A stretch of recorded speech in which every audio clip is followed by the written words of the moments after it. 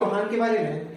सबसे पहले पृथ्वीराज चौहान यह राय पिथौरा का शासक था। राय पिथौरा कहाँ पे है?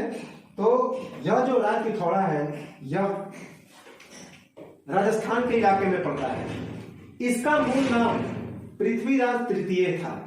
इसका मूल नाम जो था पृथ्वीराज तृतीय था और यह दिल्ली के संस्थापक अनंगपाल तोपर से दिल्ली और अजमेर प्राप्त किया।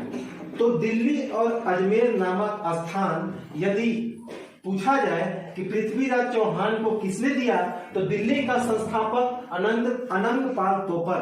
तो पहला प्रश्न तो यहीं पे पूछा जाएगा कि दिल्ली की स्थापना किसने की, तो दिल्ली की स्थापना अनंगपाल तोपर ने की। इसे नाना के नाम से भी जाना जाता है।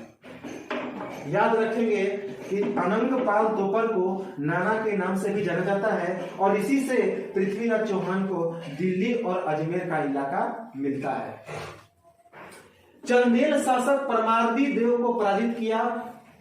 याद रखेंगे कि जो पृथ्वीराज चौहान था वह चंदेल शासक परमार्दी देव को पराजित करता है और इसमें उसकी सेनापति एल आल्हा और उदुल की मृत्यु हो जाती है।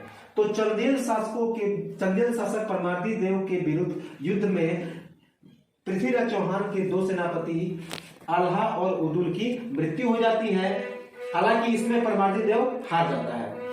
और सबसे महत्वपूर्ण फैक्ट है जो कि परीक्षा में कई बार पूछा भी जा चुका है कि इसका एक दरबारी कवि था जिसका नाम था चंद्रबरदाई और उसने एक महत्वपूर्ण किताब लिखी थी जिसका नाम था पृथ्वीराज रासो और इसमें पृथ्वीराज चौहान के बारे में पूरा डिटेल वर्णन है। तो ये तो पूरा हमने देख लिया मोहम्मद गोरी के बारे में।